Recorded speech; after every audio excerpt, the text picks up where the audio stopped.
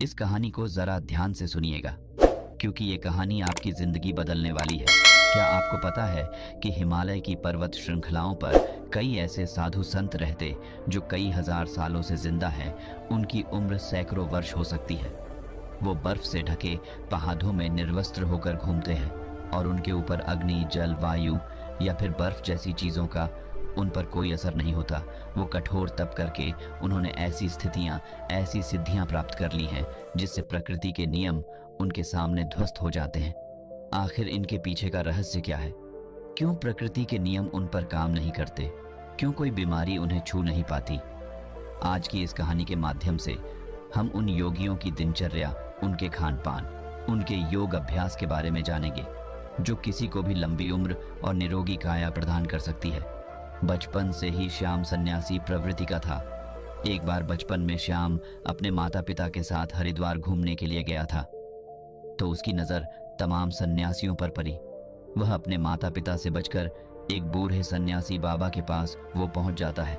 जब उस सन्यासी बाबा ने एक नासमझ बच्चे के हाथ में एक फल देखा, तो उसके मन में उस बच्चे के प्रति प्रेम और करुणा भाव पैदा होने लगा। सन्यासी ने श्याम को अपने पास बिठाकर उसे हीर पूरी हलवा खिलाने लगे। श्याम की माँ इस बात से परेशान थी कि कहीं अगर उसके मन में भी साधु बनने की भावना आ गई तो वो क्या करेगी? वो अपने बच्चे के बिना बिल्कुल अकेले हो जाएगी। आसपास के लोगों ने श्याम की माँ को समझाने की बहुत कोशिश की। सन्यासी कोई ऐसे वैसे बाबा नहीं है, वो कई सालों से यहाँ आश्रम चला रहे हैं। जो श्याम की माँ अपने बेटे का हाथ पकड़ ढाकर उसे वहां से ले जा रही थी, तब उस सन्यासी ने बड़े ही प्रेम और करुणा से एक बात कही, जी बहन जी, आपको बच्चा बहुत गुणी है, वही होगा जो लिखा हुआ है। तुम अपने पास भाग्य को कैद नहीं कर सकते। ये बात जितनी जल्दी तुम समझ जाओ उतना अच्छा हो, उतना कम कष्ट तुमको होगा। श्याम की मां सन्यासी की सब बातों को समझ रही थी। वो जानती थी कि उनका इशारा इस तरफ खैर समय अपनी रफ्तार से बढ़ रहा था और अब श्याम बद्धा हो चुका था। उसने कॉलेज में एडमिशन ले लिया था, जो अध्यात्म और मनोविज्ञान के बारे में पढ़ाई कर रहा था। कॉलेज की तरफ से उसे एक प्रोजेक्ट मिला था जिसका टॉपिक ये था कि लंबी उम्र वाले दिनचर्या वाले लोग, उनके खान पान, सबके बारे में पूर्ण जानकारी एकत्रित करके लाना और उसे कॉलेज में जमा करना। श्याम फिर खोज में निकल पड़ा। जो कई साल से स्वस्थ जीवन जी रहे थे, बूढ़े होने के बाद भी उनके शरीर में जटिलता थी, दृष्टि, कान और बाकी सभी इंद्रिय जो कि ठीक प्रकार से काम कर रही थी। कई सन्यासी तो ऐसे ऐसे भी मिले थे जो 100 साल को पार कर चुके थे और पूरी तरह से स्वस्थ भी थे। श्याम अब धीरे धीरे अलग अलग सन्यासियों से मिलने में श्याम को मजा आने लगा, लेकिन उसके भीतर जीवन के उन रहस्यों को जानने की भी बहुत ज्यादा इच्छा थी जिसमें आम लोग कोई रुचि नहीं रखते थे या फिर कोई विश्वास ही नहीं रखता था।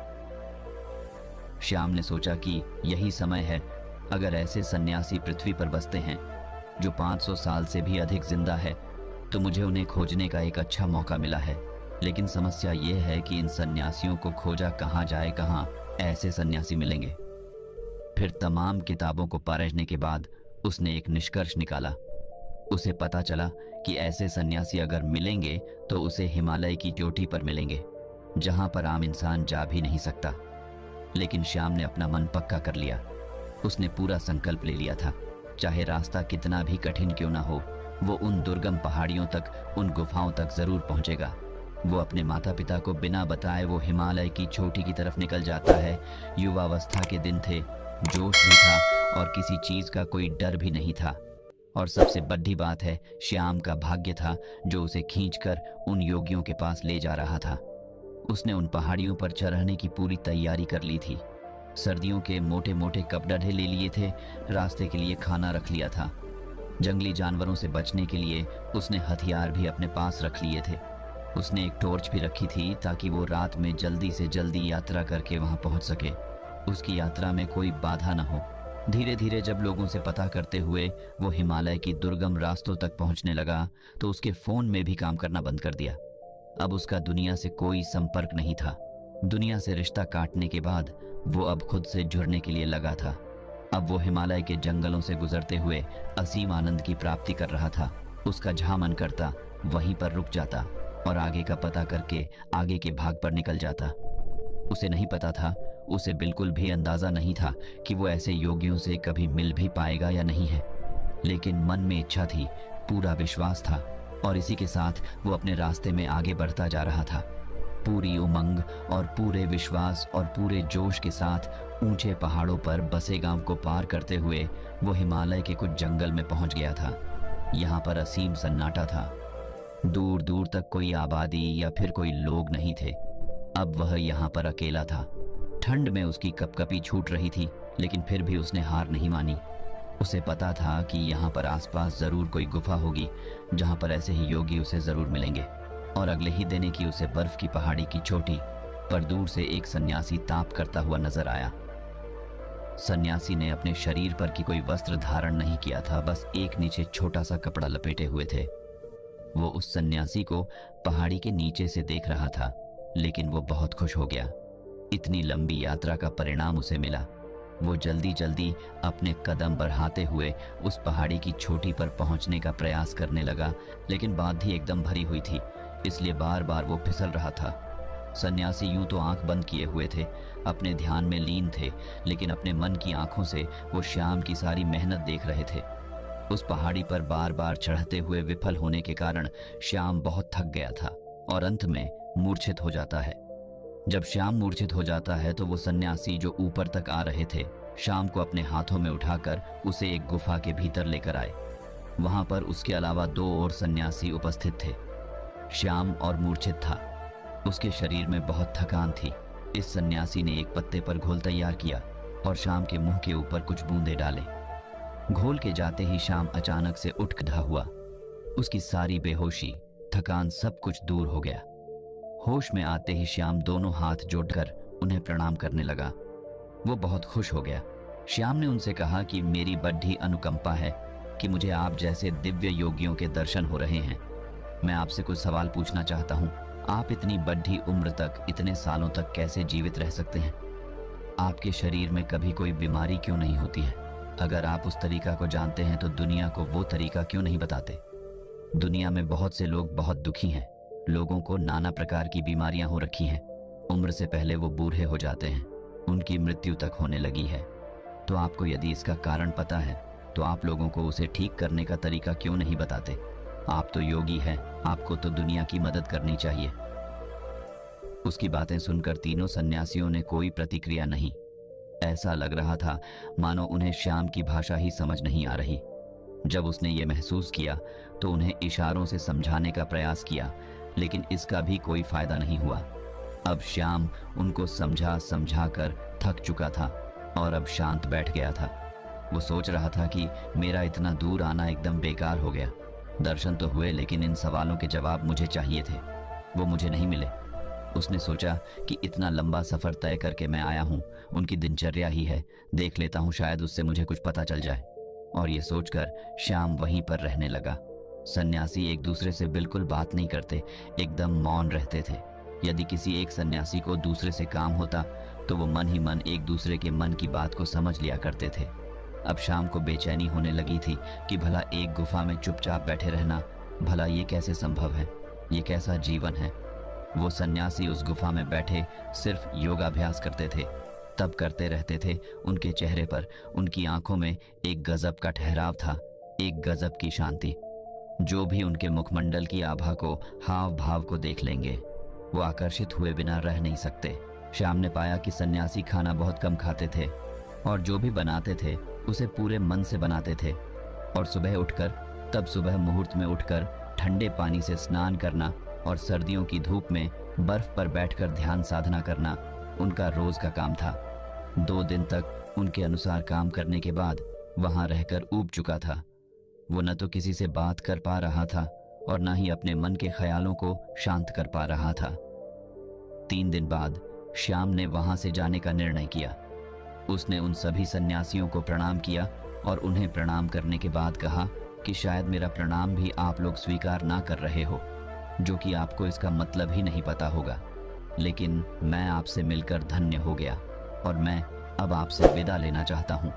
और ये कहकर अपने चेहरे पर मुस्कान लिए वो योगियों के पैर छूकर जैसे ही चलने को तैयार हुआ, तभी उसके कानों में बूढ़े सन्यासी की आवाज सुनाई दी।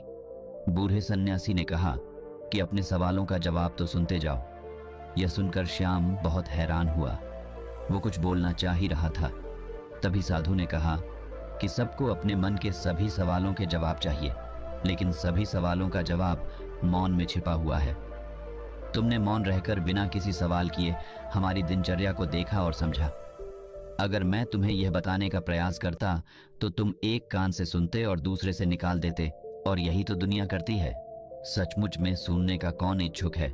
ज्ञान पाने का सवाल यहाँ पर 3 दिन तक इस दिनचर्या का पालन करने के बाद तुम्हारा मन टूट गया, मतलब तुम भी नहीं जानते इन सब तरीकों को जानना। हालांकि तुम्हें पता है कि हमारे इस भोजन, इस दिनचर्या के कारण हमारा शरीर हमेशा निरोगी रहता है, हमेशा स्वस्थ रहता है, लेकिन तुम इसका पालन 3 दिन भी नहीं कर सकोगे। चौथे दिन में तुम वापस घर जा रहे हो। दुनिया में ऐसे बहुत कम लोग होते हैं जो मौन रहकर दूसरे के ज्ञान को खुद प्राप्त कर लेते हैं। अगर तुम मौन रहना, चुप रहना सीख जाओ तो तू दूसरे के ज्ञान को प्राप्त कर सकते हो, वो भी बिना उससे पूछे। श्याम ने मुस्कुराते हुए हाथ जोड़कर महात्मा से पूछा, हे महात्मा, आप ये बताने की अनुकंपा करें कि आप कौन सा योग अभ्यास करते हैं? क्या आपकी दिनचर्या है जिसके कारण आप इतने सालों तक जीवित? देखने में तो आपकी उम्र 60-70 साल लगती है, लेकिन लोगों का कहना है कि यहाँ पर लोग 5000 साल से जिंदा हैं। तो क्या ये सत्य है? सन्यासी ने मुस्कुराते हुए नादान और भोले श्याम के सिर पर हाथ फेरा और फिर श्याम को सबसे पहला तरीका बताया। उन्होंने श्याम से पूछा कि हमारे शरीर का सबसे बड़ा भोजन क्या होता है? श्याम सोच में पड़ गया, उसे कोई जवाब नहीं आया।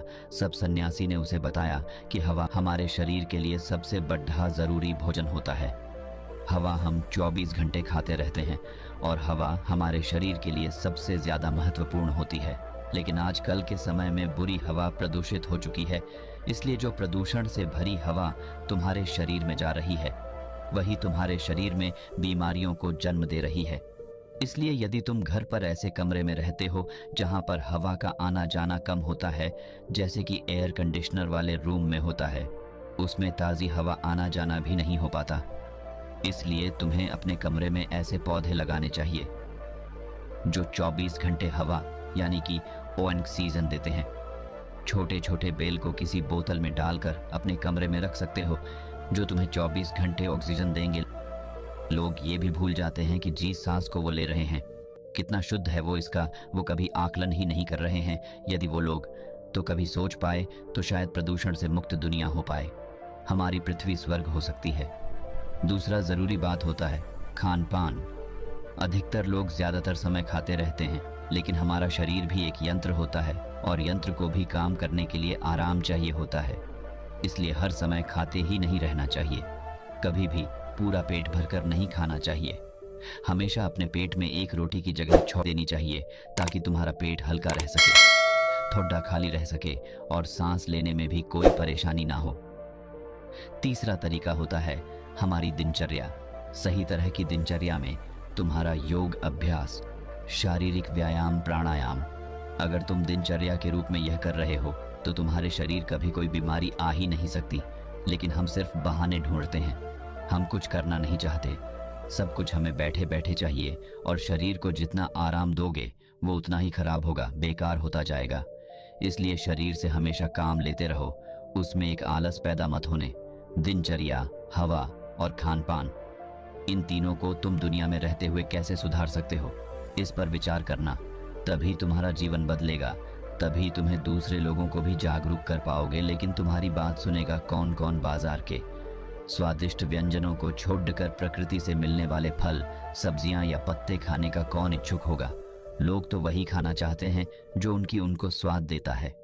देखने में भी वही देखना चाहते हैं जो उनकी आंखों को अच्छा लगता है, और इसलिए उनकी इंद्रियां वासनाओं की गुलाम हो जाती है और धीरे धीरे वही हमारे दुख का कारण बनती चली जाती है। इसलिए तुम बढ़त से बचने का प्रयास मत करो, बल्कि उस काम को पूरी मजे से करने का अभ्यास करो। तब तुम्हारी इंद्रियां आज़ाद हो जाएंगी और उसके बाद तुम्हारा मन भी एकदम खाली हो जाएगा, वो भी आज़ाद हो जाएगा। फिर उसके अंदर भी वो भावना होगी जिसे हम समाधि कहते हैं, जो आनंद की चरम सीमा होती है। और ये कहकर श्याम के सिर पर हाथ रखा उसे आशीर्वाद देते हुए वो उसे वहां से भेज देते हैं। बाकी अगर ये कहानी आपको अच्छी लगी हो तो इस वीडियो को लाइक कर